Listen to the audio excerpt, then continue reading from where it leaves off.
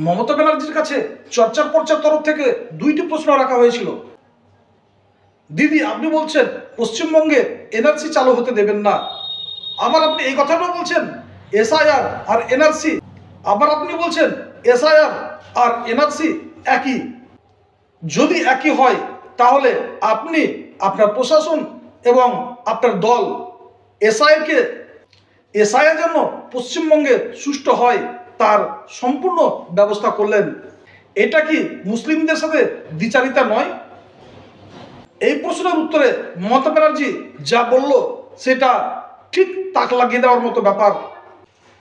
মমতা ব্যানার্জি বলল বিরোধী দল এবং কেন্দ্রীয় ষড়যন্ত্র করছিল পশ্চিমবঙ্গে দেড় কোটি লোকের নাম বাদ দিতে, কিন্তু তৃণমূল এবং তৃণমূল সরকার বিভিন্ন কৌশলে বিভিন্নভাবে যাতে কোনো রকমই তারা উদ্দেশ্য সাধিত করতে না পারে তার জন্য চেষ্টা করে গেছে।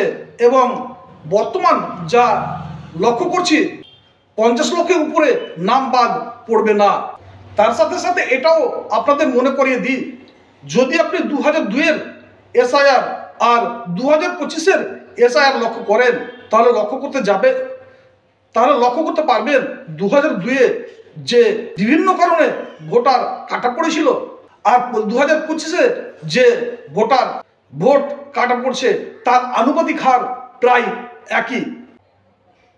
এই হিসেবে বলা যায় এসআইআরকে স্বাভাবিক প্রক্রিয়ায় নিয়ে এসেছে পশ্চিমবঙ্গ সরকার।